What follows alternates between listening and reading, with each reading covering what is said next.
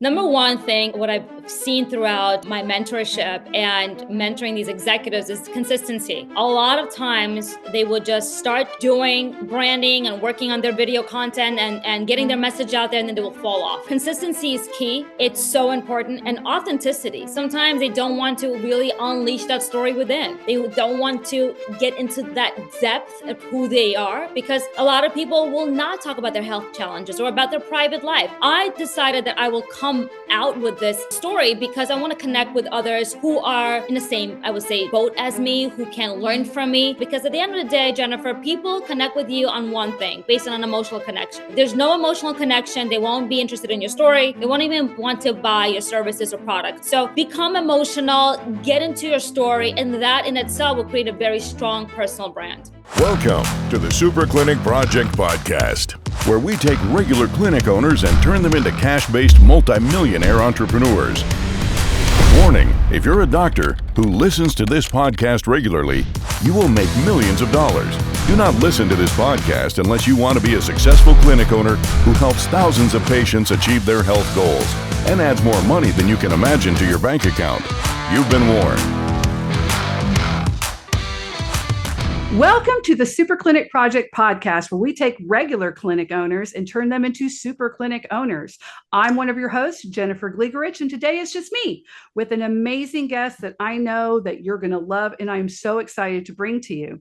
She's an entrepreneur who owns a top PR firm, who has mentored over 2,500 professionals, guiding them to have a strong online presence to leverage social media and digital platforms for growth. She's an entrepreneur, speaker, educator, mom, mentor, networker, you name it. So let's please welcome Liana Zavo, the founder and genius behind Zavo Media PR Group, to the show. Welcome. Thank you so much for having me, Jennifer. I wish I can just take you everywhere with me so you can introduce me. I do that because you're about to leave for Switzerland. I'll go with you. I'll introduce you to all the Swiss, just like that, if I can go skiing with you. And then sip great wine in the chalet. Let's do it. Got to do it.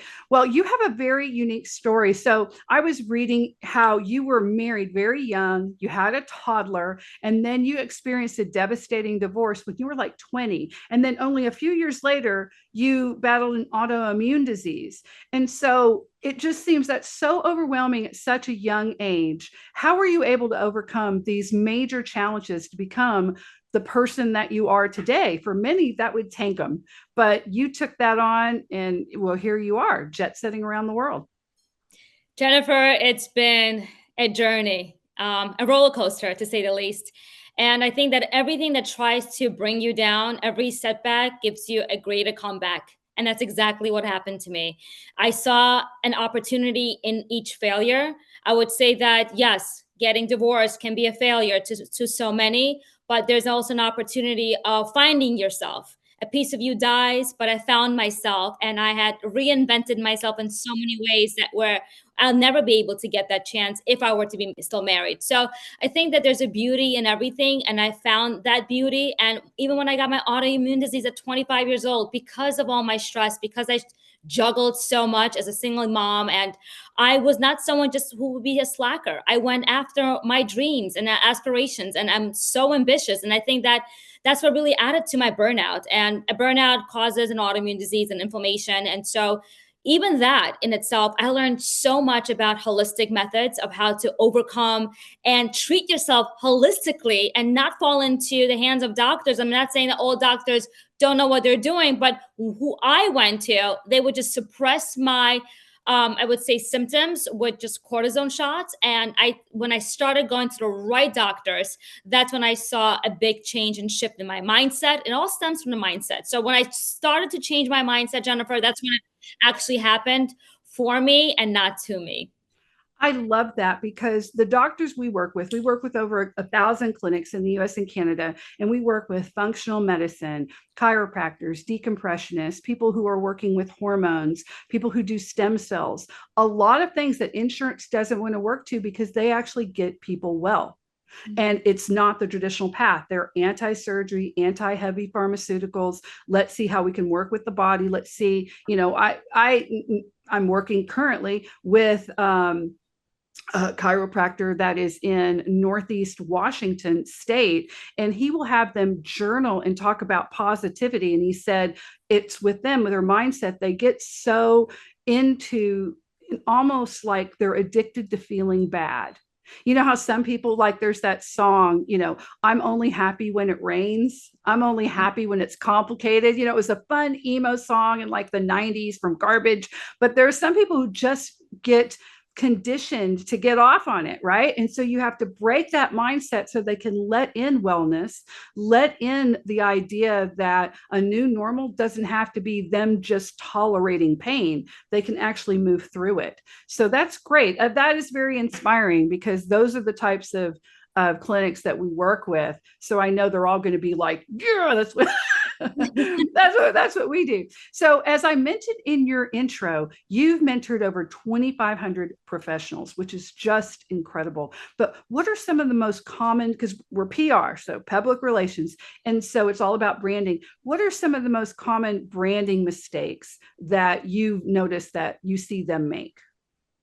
Number one thing I would say, what I've seen throughout my mentorship and mentoring these executives, is consistency. A lot of times they would just start doing branding and working on their video content and getting their message out there, and then they will fall off. Consistency is key. It's so important. And authenticity. Sometimes they don't want to really unleash that story within.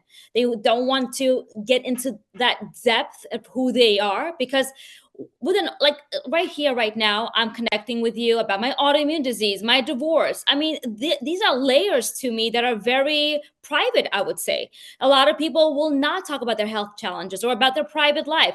I decided that I will come out with this, I would say, story, because I want to connect with others who are in the same, I would say, boat as me, who can learn from me. So a lot of times what I've been seeing is that they're afraid to tell their truth and speak their truth, because they will be judged as a CEO, as an executive. I can't really get too detailed about my life. Let's just be a little bit more superficial on the surface. I like to go beneath the surface, like what's under that hood. Tell me what else we can talk about, so I can really connect with you on an emotional level. Because at the end of the day, Jennifer, people connect with you on one thing, based on an emotional connection, right? If there's no emotional connection, they won't be interested in your story. They won't even want to buy your services or products. So become emotional, get into your story, and that in itself will create a very strong personal brand. That's really interesting that you say that. I've noticed that too, especially with doctors. It's like, no, I have to project myself as this all-knowing expert who is perfect in some ways. Like, I don't get sick either. I'm super duper healthy. That's why you want to go with me. And really, it's the opposite of that. We're all humans, and the more you can get that human experience out to them, the more you'll attract the people to you that you can probably help the most. It's all about, repelling the people who aren't going to get it, and attracting the people who are. So I think that that's very powerful. I had more than one, but we've had a couple of doctors who were very self-conscious about, we do a lot of videos, because advertising is video now. You have to be able to put yourself out there. So part of the accelerator we take them through is get us more ad creatives. We give them all the, here's some scripts, here's some examples, but you have to be you. And there have been a lot, male and female. I don't like the way I look on camera. I don't think I'm either overweight, or I think I'll look too old, or I feel like I don't like the way my teeth are. I don't like this. And whenever we could break them out of that and say, just do it, then all of a sudden they're like, oh, whatever fear it was, I try to find out, well, what are you afraid is going to happen? And then you can get the core of those limiting beliefs. What do you think are some of those limiting beliefs that you feel that they need to push through when they're worried about themselves like that? I'm not good enough. Self-sabotaging moments, that perfectionism. I need to reach that. There is no perfectionism. You're always going to find a flaw, right? It's for me, it's performance over perfectionism. I know that I have to always evolve in my brand, and there's no doubt about it. I mean, I'll look at this video a week from today, be like, oh, I'm doing much better. I tweaked this. So look at yourself and give constructive criticism, but don't be hard on yourself to say, you know what, I see way too many flaws. I'm not going to move on, move forward with this. And that's going to really hinder your growth, right? And so if you're really taking your brand seriously, and if you really want to invest in yourself, you can't look at the small details. You have to look at the bigger picture. What are you doing? What is the impact you're trying to bring on, right? What value are you bringing to your audience? At the end of the day, Jennifer, it's not about you. It's not about me. It's about what value we're bringing to the audience and how we're making this major impact, right? So that they can find value in what we're saying, so they can resonate and find relevance in it. Yeah. And you've been around, Liana, well before. So, I wouldn't say well before. I mean, you're still very young, but you have seen changes in the industry, like the rise of social media, the rise of more digital platforms. Our marketplace, our town square, we just don't go to the middle of the square and people are just hawking their wares. Then we go back to our little village house. Now there's a lot more noise and you have to get through it. So tell me, how have you seen it change, and how do you feel is what's most effective now? So number one, how did you see it change? And two, what do you feel are very effective ways to get to your client base? So I'll tell you the truth. I sucked at social media. I was horrible, horrible. I mean, I did not understand social media up until COVID hit, to be honest with you. Yeah. I did everything at my restaurant. We had a restaurant on the Upper East Side in Manhattan. I recorded out of it. All my guests came there, my clients, like my meetings were held there. Social media was okay. Like we posted what we ate. Nobody cared about value. Like right now, we're in this whole new culture of bringing value to your audience. Are you a thought leader? What are you bringing forth as a founder so that you can make an impact, as I said before, and bring those insights? And so what I've seen now more than ever is video content. And 89% of founders are aligned with brand videos. When, in order for you to be aligned, they will connect with you only if you have branding of some sort through video content. So 89% is a big statistic, right? And so you can only imagine if you don't have video content. And I've seen that before, right? 2019, 2018, I've seen a little bit of video. Yes, YouTube was heavily into videos, not so much Facebook, not so much Instagram, but I think since COVID, everything has changed drastically. It became more personal. We want to be more personal with you. So social media became more personal. Before it used to be, oh, this is what I ate. That's not really as personal. Now we want to hear your voice. We want to see your face. We want you to actually talk about your unique qualities, your experiences, your personality, your soft skills, right? What sets you apart. So that's what I've seen. And I had to really hone in and double down on social media myself. It's an art of its own. What works, what doesn't work, right? So communication has to be cohesive as well. So as a publicist, I make sure that LinkedIn communication, for me, the most important social media platform is LinkedIn. That's where you can actually get your thought leadership out. That's where you actually can set yourself apart from the crowded marketplace. If you're really, doubling down over there on your posts and newsletters, and there's just so much you can accomplish with LinkedIn. So even now, LinkedIn has incorporated a lot of video content. So if you're scrolling on LinkedIn, you'll see there's a lot of video, and that's what they see has been doing amazing. So yeah, double down I'm on on LinkedIn. Yeah. Oh, sorry, I didn't mean to get yeah, you, but yeah. I agree with the LinkedIn. LinkedIn has really changed, and some of it's good. You start to see a little more political now, and then you'll get a lot of people. This is LinkedIn. This isn't Facebook. Don't put that on there, which I love. The LinkedIn people really understand what it's for, and so they're like coming down on it. But I do, my feed, is a lot more video than it used to be. And I'm also getting more interesting business development. So for any of our clinic owners out there that are thinking about it, thinking, well, why do I want LinkedIn? I just want more patients. You'd be amazed of how powerful that can be for you in other areas. Developing other ways to get income that still are part of your core offer. You don't want to have a very complicated business, but you can get other people into that business. And Liana, I know, can tell you more about that, especially since she's a LinkedIn branding expert. For other clients who are hesitant to put themselves out there, they're like, but I'm a doctor, I'm not really into social media. For them, they might be stuck in, when I think of social media, I think about having to TikTok dance. That got such negative backlash, especially in the healthcare industry. All those TikTok dancing when everybody's supposed to be, like, how do we have time to even do this? And there was such a terrible backlash against it. And so now there is this wall up. How would you guide someone to get past that wall? Well, look, every social media has its audience. TikTok is not for thought leaders, period, right? I am on TikTok. I have perhaps maybe few videos just to show that I am active, but I'm heavily invested into LinkedIn and Instagram. That's my thought leadership. So I lead with that. Pick what really works for you, right? You don't need to conquer all of social media. Positioning is key here. We want to position you as a number one authority in your industry. You obviously don't want to sound like someone else. You want to be different. And the only way for you to be different is to position yourself as a thought leader. So I turn leaders into thought leaders. And the way to do it is to position you with a very strong, compelling narrative, right? So just understand that statistically proven 46% of people, professionals who have a compelling narrative get more career opportunities in all respects.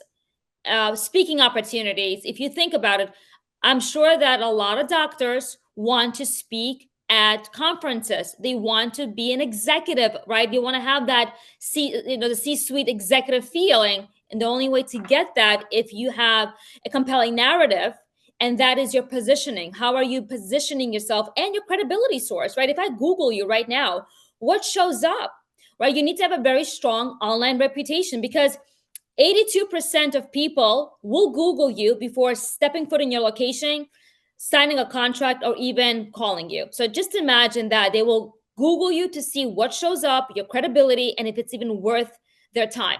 So set yourself apart by at least positioning yourself first. Get in front of, if you're not good with video and it's fine, perhaps start a newsletter. Maybe start writing about something that you're interested in, or something that you find interesting to your audience, the impact you're making, and then you can transition to other things, or hire a publicist. A PR firm will help you all that. Yeah, I mean, because really, when we take someone through it, one of the first things we do is to go through an actual marketing strategy. What's your strategy? What are you trying to accomplish? It can't be, well, I just want more patients because I want more money. The strategy would be like, what's your purpose? What's your promise in the marketplace? Who are you really targeting, right? Like back in the day, I worked as a pharmaceutical rep. I drove a dinosaur to work. But if people asked me, they would say, what do you do? And I said, I sell air. And that was my purpose, right? And I wanted their first question to be, well, how the hell do you do that? Like, what is that? What do you mean? Well, I'm the only provider of liquid oxygen in the entire Northeast Texas, South, Oklahoma area. And well, why is that important? Well, it's portable. It needs no electricity. You don't have to clean it. They can walk around. And right now we have a lot of people in rural areas stuck on concentrators. So when the power goes out, or they can't afford the extra electricity because it's very expensive to run concentrators, or they can't get it cleaned enough, they'll die being hooked up to one of those. And they'll never have to worry about that with liquid. And so, wow, okay, is that a problem? Yeah, actually, it's a real problem. We have people dying that don't have to die. Now, that is compelling, right? That is a purpose, and we're giving them a promise with that. And if you cannot say that, and to someone, and when they ask, what do you do, or your staff, they say, what do you do? I work for a chiropractor. Womp womp. There's the end of the story. That's not compelling. That's not something that makes them come. So when Liana is speaking about this is what she's talking about, this ability to craft a narrative. And if you're stuck on that, that's where a PR person comes and helps you. Because, and to be honest with you, I mean, you don't need a PR person for that. I mean, that's what I do. A specialist like myself and a strategist, it's getting you into top tier publications. So we have your narrative. down packed, right?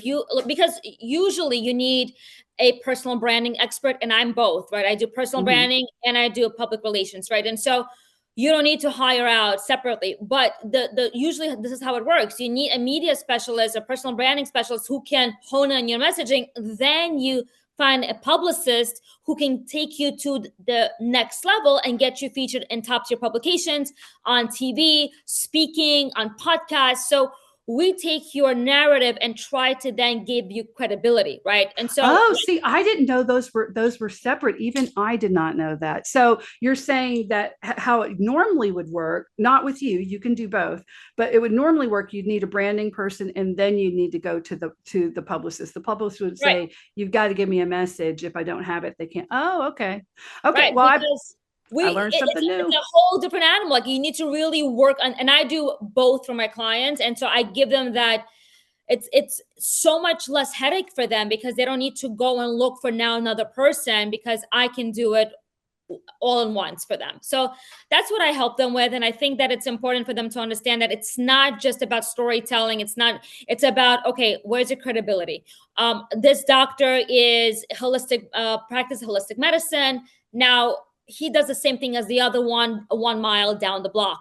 What sets them apart, right? And so how do you stand out? Well, if I get you into top tier publications, if I make a press release announcement about you nationwide, or maybe in your area locally, that in itself gives you a lot of credibility. You want credibility, right? You don't want Right. relatability. Relatability is like social media. That's relatability. I'm relating to you, Jennifer. Your story sounds great. Yes, I understand. But what about your credibility? What about if I Google you? Who's speaking about you? Who's validating your story at the end of the day? That's what I do. That's my expertise. I validate your story through my foster relationships, which I have all these journalists in my Rolodex, and then all these publications.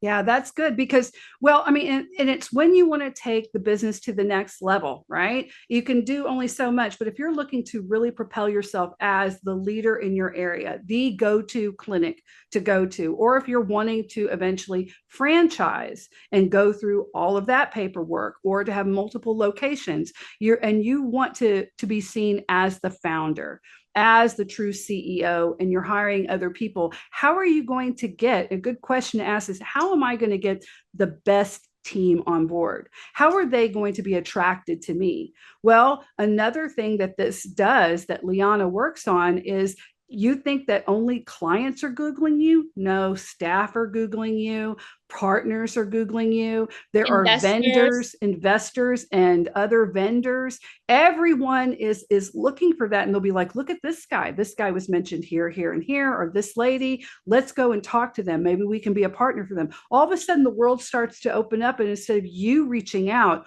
all the time, having to do all this work, suddenly you start getting incoming calls, and that makes the world a different place. Can you tell me about any clients you've seen that work, if you've had any in the healthcare space, or it doesn't have to be in healthcare, where all of a sudden they're like, I got a call this week, where that was because of a channel you put them on? Oh, absolutely. I mean, I work with a lot of clinics and spas Mhm. and medical doctors. I do, and Oh, surgeons med spas are big with us. So yeah. cosmetic nurses, right? Mhm. That's huge too. And so when they heard them speak on Fox 5 News, they're like, "Oh, you were just on TV." Okay, I found it fascinating. That in itself is like, it's hard to get featured on TV. You need media training. Your message has to resonate. We need to make sure that actually that works with that TV station. So we have to work with producers. It's a whole ordeal for us. But for you, is we have to media train you, make sure your message resonates, and you get you on TV. So when they hear that, they know there's a lot of work that has to be prepared for you to be there, right? So it gives you a lot of credibility, and of course it changes everything. And so yeah, I've seen it a lot. I mean, multiple times. I've seen you on in this publication. I remember that quote by you. I remember you've been mentioned here.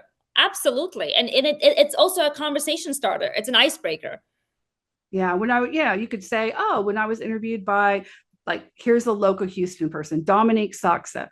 Everybody loves her, right? And so if you were just saying that, people would know who that was. in our area, right? Even though now she's gotten more regional, she is a very well-known anchor. So if you were on her show and you just brought that up, people would be like, oh, and they'd look it up. And now all of a sudden, because the idea is if you go to a platform like that, not only are the producers wanting to get the best, but the thought is that that platform, whichever it is, Fox or CNN or Forbes or wherever you're being featured, is going to do a modicum of due diligence to make sure that you really are a doctor and that you kind of know, right? It's all about fact checking, absolutely, and it's your social proof, Jennifer. At the end of the day, what is your social proof? Like on the website, if you see a lot of times they have as seen on, that's your social proof. Where have you been seen? Who's talking about you? So you need that social proof on your website, especially so people can say, okay, well, this one has been featured in Forbes, for example, or been featured in Fox News, but this one has never been featured anywhere. So the credibility really is with this professional instead. So I would rather go with this professional. Yes, I'll pay a little more because I know that this professional has invested more into their career, into their expertise, as opposed to another professional. So I would choose who has been actually more credible than the other one. Well, yeah, because if you're talking about people who are in pain or people who want someone to work on their physical features, you don't want to just put that in the hands of anyone. You want someone that you feel is more trustworthy. And that's a big thing. It's not just building value with that client, but also you're establishing trust.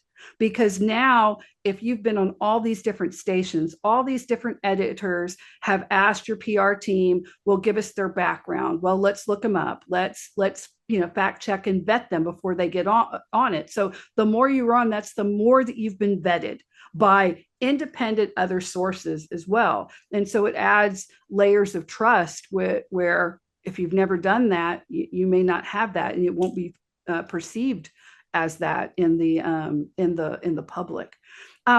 Thinking about your career path. So we'll have people who are probably going, man, how do I make this change? This seems great, but it seems like this is going to change the trajectory of what I'm on. I know I want more. I know this sounds like it's a legitimate way to get me to the next level. Maybe they do want to have other locations and pull themselves out and be seen more as a founder.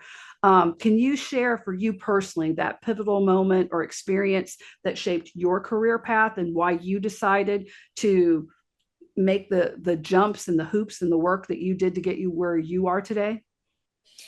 Yeah, I was recognized by a woman, actually. So I used to own a styling concierge firm. And so storytelling to me was something I've always did because from a young age, my grandmother was a journalist in Russia. So being that she was a political journalist, I've always was raised with storytelling in my house, how she has uplifted personalities and inspired audiences. And so my pivotal moment, my aha moment was when I was recognized by this incredible woman who saw the way I made others feel. And remember, your brand is how you make others feel, right?